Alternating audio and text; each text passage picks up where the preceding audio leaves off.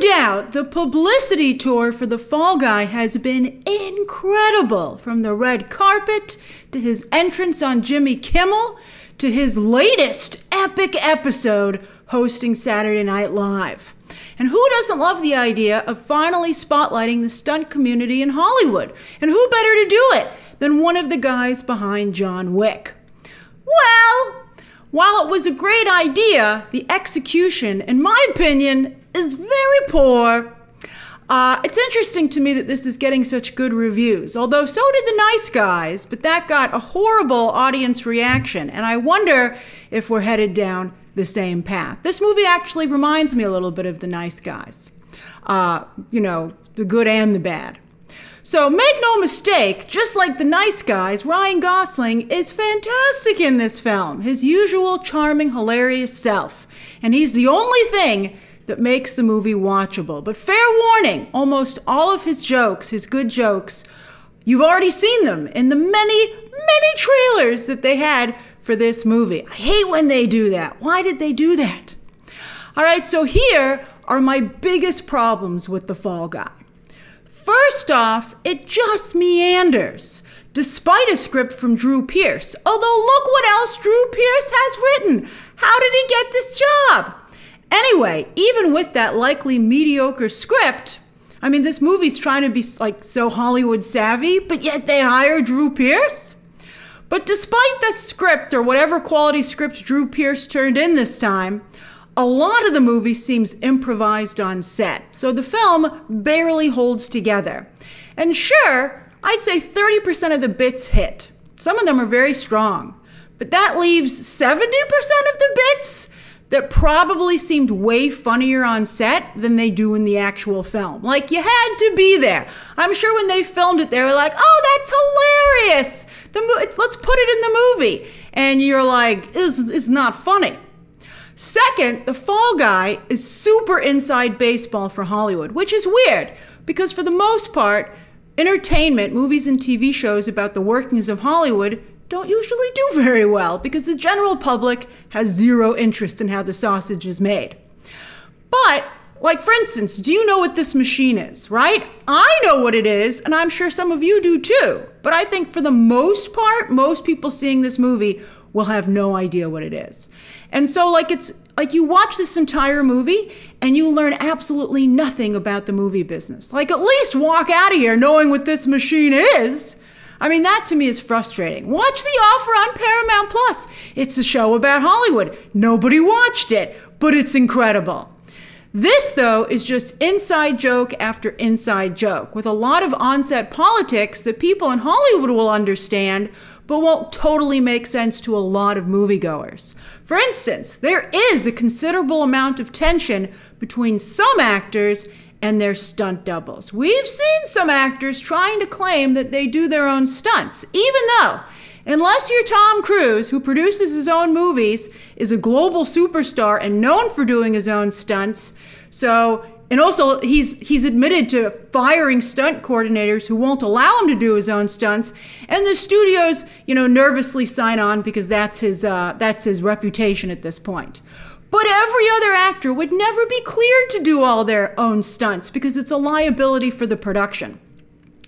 So there's no shame in saying you don't do all your own stunts. However, I would like to point out that some actors get along very well with their stunt doubles. In fact, Chris Hemsworth named one of his children after a stuntman that he's very good friends with. And so I found the film a little juvenile and unfair in its depiction of Hollywood. Again, watch The Offer on Paramount Plus. Such a much better use of your time. It's such a good show. All right, it's on Paramount Plus. Please watch it. All right, third, speaking of stunts, David Leitch and Chad Stahelski, those are the two guys who, they both started out as stunt guys. They directed John Wick.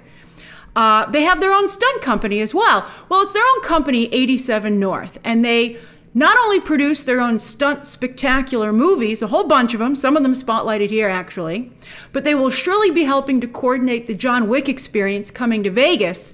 And they also have a subsidiary called like 8711 or something that's for hire and will coordinate the stunts and do the stunt work for any movie that hires them across the globe. And on that note, at some point towards the end of the film, like in the third act, you'll see it. You will definitely see it. The Fall Guy just becomes a giant ad for this company. And I thought that was kind of uncool. Like, did you make this movie for the love of the stunt community, or is it just a giant infomercial? And can it be both, right? Well, that leads me to my fourth and final big problem with the movie. And to me, this is its most egregious.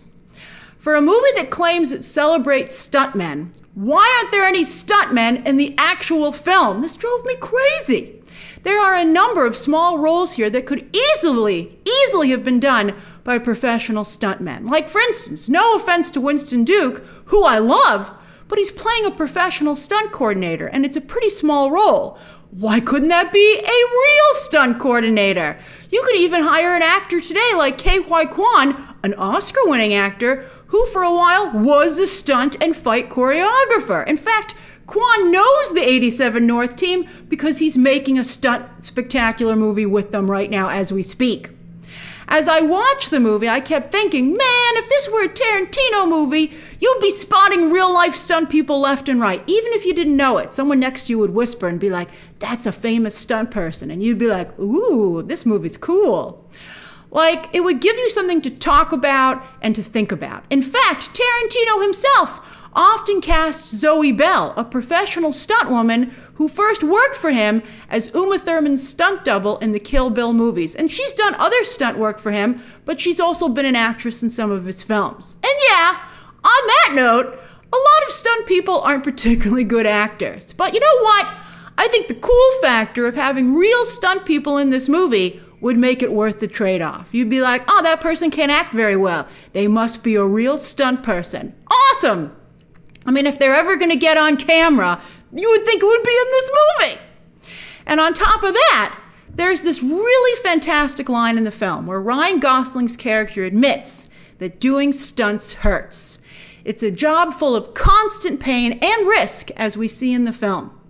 Actually, while I was watching the movie, I felt the risk was too much, and that if these stunts could be done at all with VFX, there was no reason to risk a person's safety like this. As a producer, I wouldn't want to take on that kind of responsibility. I'd be like, you don't need to flip the car, man. I mean, when I saw the car flip, it was cool to see how it was done.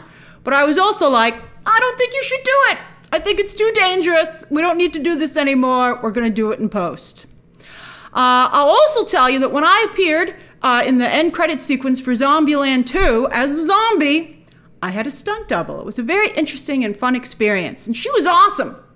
In one shot, as you've seen, if you've seen the movie, Bill Murray was he does break some plates over my head. But it's my stunt double, and they were using breakaway plates. And they let me see them, and you know what? These plates were still super hard.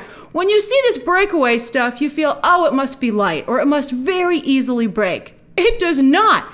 They let me break one, like just, like against something like a table. And it was really hard to break. You still had to really hit it. And to my disbelief, she did numerous takes. I mean, it was incredible. She was a real professional. So when Ryan Gosling said that, my first thought was, oh, I know it hurts. Well, I don't know from personal experience, but I saw how hard those breakaway plates were. But when he said that, I thought, and I think that the audience's natural reaction to that is, then why do stunt people keep doing it? And the movie never answers that question. Ugh! How can you have a movie that supposedly spotlights the stunt community, but then tell us nothing about the men and women that take on this personal danger day in, day out because they love it so much? It really bothered me, as you can see. I'm like, there's your thesis statement. How do you not answer it? That should have been, it should have been maybe earlier in the film. It was so bizarre. Instead, The Fall Guy is more interested in being a romantic comedy and a mystery, therefore neither one fully fleshed out, set against a backdrop of Hollywood.